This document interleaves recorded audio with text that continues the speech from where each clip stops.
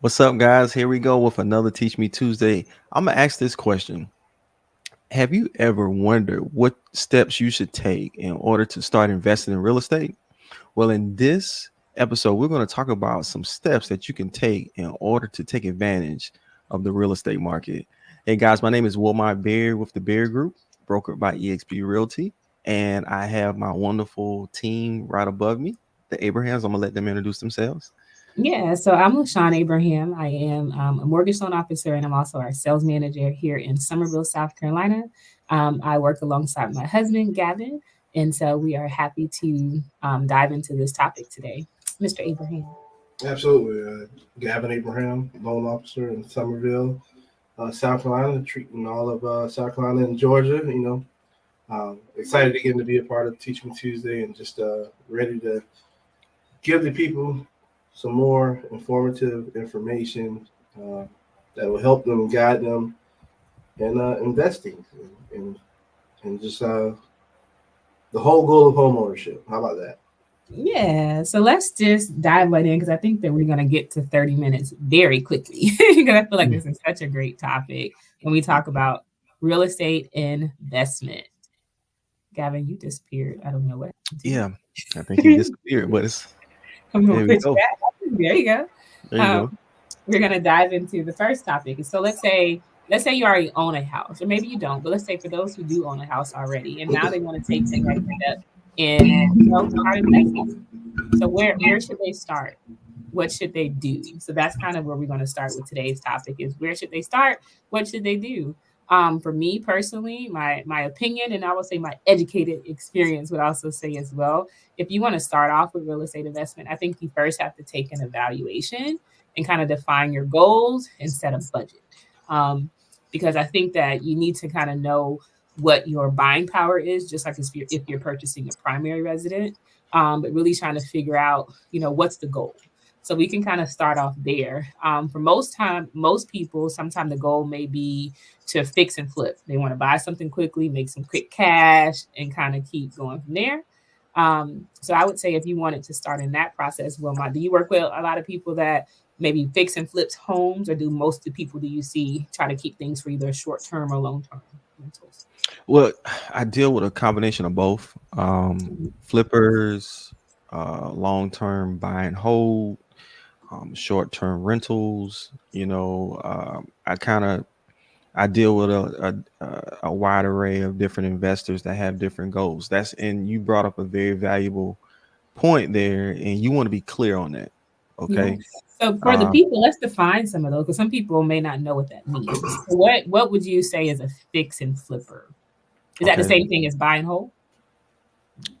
Well, without getting too technical with that, so let's just say we're looking at it from a standpoint of, you've seen the TV shows Flip or Flop, or Mm-hmm. what's some of these other ones, Fixer uppers or Fixer Upper, something like Mm-hmm. that, right? Let's say the real short term, buy the property, renovate it, put it back on the market to sell it. Okay. Okay. Let's to just make a keep it, profit. yeah, to make a profit. Okay. And it's a lot of stuff that goes on in the background, and I think that's why it makes good shows, because there is, I mean, it can be it can, if I really recorded content on what goes behind the scenes and what happens. Just the other day, man, I was at a property and had to call the police. Oh. Don't even know why I'm even going here, but Yeah. had to call the police because I was checking on a flip for a client. He said, "Well, hey, renovations have been completed, or I just want you to go in there and take a look at it before we can get it ready for the market for photography." I said, "Okay, cool, no problem." Went over there, had my kids in the car, right? It was in camp mode in the car. Mhm. I'll explain that later. So we went. So they were chilling. I went in the house just to look through it, kind of see if the guy finished up with repairs, and went to the back room, and someone was sleeping in the back room. What? Yeah, He had a squatter? I call him squatter. yeah. So without taking the whole episode, pretty much it was a squatter that was in there, and they were scammed actually, thinking that they were renting the property. And so, those of you out there, be careful. If someone puts a property on Facebook Marketplace and says, "Hey, you can rent this property for XYZ," and they want you to send them application fee and stuff like that, be aware of those scams that's out there. So People really hold get on, hold scammed. on, hold on, hold on, hold on. So you're saying this person was sleeping in one of the rooms and he thought that he was renting the property? Oh, they thought they were in the right all day long. Like, I No, mean, yeah, yeah. I ain't had my pistol with me that day, so I went back, I went back out, and I called the owner. I said, "Hey, man, we got a situation." And at first we thought it might have only in been Orangeburg. Only in Orangeburg. I'm just joking. no. Just Don't joking. put Orangeburg down like that. All right, let me put that in Orangeburg. But I called the owner. I said, "Hey, man, we got a situation." And I said, we got somebody sleeping in the house. And they was like, oh man, that's because we did have an issue one time with someone trying to get into the house, but we never could like catch him. We was like, oh, we got him now. You know what I'm saying? So and I guess they thought that the workers wasn't gonna work on the weekend. I say that, but I really think these people really thought they were renting the property, but they got scammed some way. But long story short, had to call the police. Police came out, you know, had to remove the people that were in there. But yeah, man, that's that side of real estate people don't see. Woo, that is very interesting. Okay, so get back on track. You were talking I know, about right? a fix and flip because you were saying that some of your investors will buy a property, typically short term, right? So short Yeah. term, we're thinking what 90 days to maybe 6 months to try to Uh, flip it, or maybe so try to sooner than that. yeah, man. The for them, they're trying to get in and out as soon as they possibly can. So Okay. if they bought the property 1 month, I'm gonna tell you, some guys have it to a science. When they close on the property, their contractors are there the same day to get started on the work. Okay, Mm, they moving the dumpster in the yard. Like wow. they already got that planned out. That's when you really are on your game as far as like planning out how quickly you want to get in and out of this house, because you got to understand this. Some people use hard money loans. Hmm. Okay, and when you use hard money, guess what? Each month, or even if it's not hard money, some people, purchase the home using a home loan, and each month you don't sell that property. Guess You paying what? You another get a mortgage payment. mortgage. Hmm. Mm-hmm. That's another mortgage payment that you're making on that property. Um, So just mhm. so just to give people practical tips, because you gave some really good nuggets right there. So if a person is looking to do something fix and flip, um, what would you say would be the top three things they need to probably have in order, or three good tips or solid pieces of things that they should have if they're pursuing to do a fix and flip? So I'm gonna give you something, guys. I paid for this, but I'm gonna give it to you for free. Okay. So I'm gonna give this. I want you to determine what's your buy box. Buy box, Okay. okay.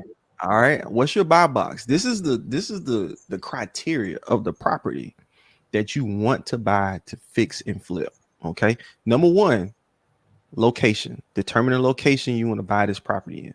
That's Okay. good. That's This good. is a Mhm. location where you feel like, hey man, homes are highly desirable, good areas that you feel like, hey, the what we call the ARV, after repair value, is going to be at a good amount, or it's going, you don't want to buy a property where the ARV is going to be low, and it's the lower the ARV, the lower the profit margin. Okay. Uh-huh. Mhm. Number two, property type. Is it going to be single family? Is it going to be multifamily? Okay. Um, is it going to be a 3 bed, 2 bath? You kind of want to dial it down to, when you see, when that property pops up, you can jump on it and you can hop on it, because if it's a deal, it's not going to stay on there long, on the market long. Um, Also price range.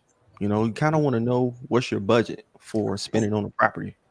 That's Starting good. out, starting out, you might not want to buy the property that's going to sell $500,000. You know, you might want to start off with the ones you can probably purchase for 25, 30 grand and you can sell for 170, 180 grand, So that's you want to have those criteria. So you want location, property type, number of bedrooms, bathrooms, and price range. That's That's for really, free. really good. That's Mm-hmm. really, really Yeah, good. that's All good right. stuff. So, Gavin, when it comes to the financing part of it, right? So, Mm-hmm. Wilman already kind of mentioned there, one, you may be able to use hard money lending. And so, pretty much what that is probably a very high interest short term loan. Or if they want to go through traditional financing or what's called non QM type of loan, which stands for non qualified mortgages. Gavin, just briefly let them know like what types of loans are kind of available to do some of that. Yeah, I mean, so it really again it depends on what your purpose is. Is Mhm. it short term or long term? Mhm. Long term, you can go your more traditional route, um, depending on the condition of the property. Yeah. If it's already in a status to where it can be financed, it'll pass a inspection. Then FHA conventional loans, well, not VA loans, but conventional and FHA loans all day to buy your investment property. Now, I'm keep sorry, in not mind that FHA. Excuse me. Let me back up. Go what ahead. I said, I think he's going to Yeah, correct that. I said with FHA. yeah, I Okay. was incorrect. That so it's conventional loans. So first of all, FHA loans are meant for your primary residence.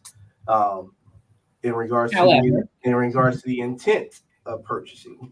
However, once you you live there for a year, decide, hey, I'm going to rent this property out. That's fine. You don't have to refinance or anything. You can rent that property that you have an FHA loan on as a rental property. But your next property that you're going to be buying, um, well, then if you're not doing anything with your existing FHA loan, would now need to be a conventional the loan. other thing I'll add to that about FHA, which some people may know but don't know, now, but FHA allows you to buy multi-unit properties. Mm-hmm. So if it's a duplex or even a quadplex or something like that, as long as you're going to be occupying one of the two, three, or four units or whatever, then you can use an FHA loan to purchase Absolutely. that. Yeah. So I mean that I don't. Again, it's one of those things. If you knew what you knew now, I if you know. knew however that saying go, if you knew now what back then or whatever however it go. I know I'm saying it wrong, but you know what I mean. If I knew when we were young without kids, or even single, in college, instead of renting the I duplex, know. let I'm me spending buy our it refund and then check rent on out the other side, and trips. now could have just had a schoolmate of mine paying for my first property, just because of this. I did it the right way. So definitely taking advantage of the different the loan types in consideration to what your goal is. So we talked about long terms, but then you also have short term options out there as well. Um, you have, Lashana can help me reiterate, but DSCR loans, Hmm. uh, to where those are strictly for based off of The the rental expected value of it. income Mhm. for that property. Um, and what you said something else to that? You Yeah, added I to was that? gonna say, yeah, the DSCR loans are based on the rental value of the property. Mm-hmm. So just to kind of recap what you said, so you have your traditional lending, whether you do FHA if it's going to be a multi-unit um, type of property that you buy, or do a standard conventional loan. The good thing about FHA, if it's a multiple unit, you can get away with only putting down 3.5% still, which people like, Mhm. versus if you do the traditional route and it's truly an investment property, you have to put down somewhere between 15 to 20%. Yeah. Mhm. Um, Now, if you decided to do something called a renovation loan, because what Gavin did mention is that if that property, it doesn't have to be like completely turnkey, but it has to be in a decent condition to pass an inspection and appraisal to do a standard traditional loan. If not, then some of those repairs and things like that are going to be required to be um, fixed before you can close on that property. So if it doesn't fall under that category, then you are going to need something called a renovation loan. So you can use a renovation loan to purchase an investment property to finance the repairs and the renovations and changes that you want to make to it while still borrowing all at the same time to purchase it. So there are loans out and available to do that as well. So So can, mhm, can I ask a question about that renovation loan? mhm. Qualifications for that renovation loan. Uh, So in general, when you think about the terms of loans in a lender, it's all about the level of risk. And so if you're going to buy something that's not your primary residence, they consider that loan to be very risky. And so because of that, they have a minimum threshold, and typically that's a 620 credit score. So you mm, have to have at least a 620 to pretty much do um, the renovation loan. If you want to do a traditional conventional loan, putting down that 15 to 20%. Now, if you wanted to do what Gavin mentioned, like the DSCR loans, which are kind of it's pretty much an asset qualifier loan only. Typically, the scores have to be much higher, 680 to like a 700. So that credit score can't be nowhere in the fives if you're trying to buy an investment property, unless you're going hard money. We don't do hard money loans, but some hard money lenders may take, a lower credit score under a 620. But generally speaking, 620 is what you need. gotcha. Okay. So yeah. So that's good stuff. Okay, so we talked about fix and flips. We talked about loan programs that are available. So what was the next category? Because you said some people buy and hold, Hmm. right? Which is not quite the same thing as fix and flip. So they just buy it at a good deal, wait, what, a year, less than a year, and then resell it? Is that what you mean? So so a lot of times when you got guys that buy and hold, they're putting tenants in them. Okay. Oh, So okay. like they'll buy a property and they feel like, hey man, it's a good value property. Um, bought at a good price. Let's fix it up to make it what we call rent ready. Okay. Okay. The reason I say rent ready is because a lot of times investors don't go all in to make it ready to like flip or sell. If that Okay. if that does that make sense? So the quality of the Uh, renovation might not be as high as if someone just say, "Hey man, I want to make the property solid for a tenant to live in, make it nice, you know, but make it so that hey, the property is solid for a tenant to come in and stay for a period of time, okay, right. to be able to withstand the wear and tear." I Um, see. so so so that's it's kind of like a buy and hold for long term, or even short term rentals. Okay, so guys, and then I noticed with some investors, it's a strategy, and I don't. And so let me first give this disclaimer: I'm not I'm not a I'm not giving you advice to go out there and flip homes or do rentals. And I don't want you calling me saying Wilmot told me to do this or whatever. No, no, this is just from my experience, being an investor myself and also seeing other people invest in property. That's one of the Can benefits. anybody do it? Can anybody do it? Do you have to have a special license or a special skill set to become a real estate investor? Do you take a class or get a certification? Like, can anyone do it? Anyone can do it, Okay. but I would highly recommend you get educated first. Mhm. Okay. I would, and so you bring up a really good point because I want I want I want people to be educated about this because this is a really good investment vehicle for people to, if they got money just sitting around, that's just sitting in the bank where you uh, earn, have your money working for you, putting it in real estate. You know, Mhm. Mhm. I That's one of the blessings that I've noticed, as being a real estate agent, being able to look at some of these experts, investors that come in and they say, Wilmon, this is my strategy. This is what I want. Find this for me and I'll buy it. Yes, ma'am. Yes, sir. And I watch them and how they operate, and it's intriguing because I'm able to watch like how some of the wealthy move, Mhm. you know, in one asset, they liquidate it, they move it into a 1031 exchange into the next asset. you know, to not have to pay the taxes on it. And it's so cool to see them operate, and also learn from myself to be able to implement on my own, you know. Mhm. So especially with that rental game, man, I really feel like that's definitely a great way for people to earn additional income, or even, you know, make that your main income if you wanted it to, especially since a lot of times with long-term rentals, it's somewhat passive. I say somewhat passive because I don't truly feel like anything is really like passive. Yeah. Right. Yeah. You can't just um forget about it. yeah, you're still going to have to do some type of work or some type of management with Mhm. it. Even if you have a property manager, you know, there's some things that you need to talk to them about and make sure y'all on the same page about with your rentals. But I do think that, hey, if you invest the time and the energy to educate yourself, you can go a long way in this industry. So That's good to know. All right, so we talked about fix and flip. We talked about buy and hold for that strategy with rentals, whether it's long or short term. mhm. Outside of that, Gavin, I'm going to throw it to you.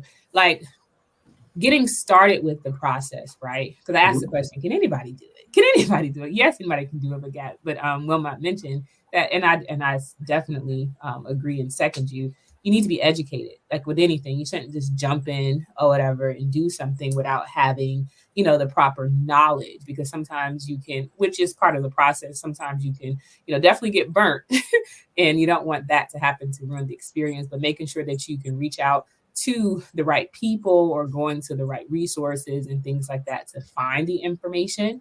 So Gavin, what would you pose as advice to someone that wants to purchase purchase an investment property? Let's say they already are a homeowner. Yeah.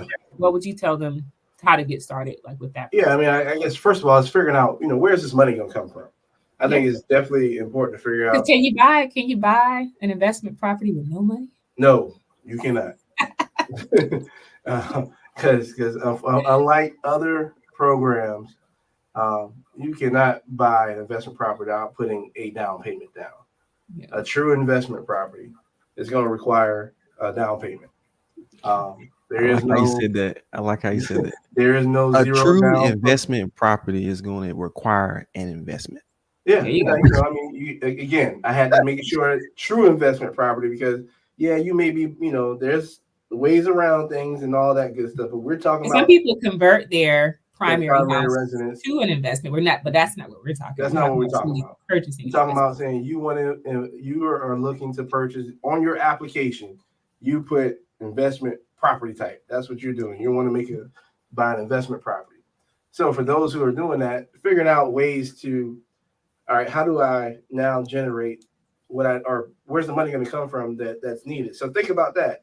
I mean, guys, you have typically for your 401k when you're purchasing a primary home, you're able to withdraw if you have a 401k or a IRA, whatever out there. A lot of people use those as sources to draw money from to buy primary residence.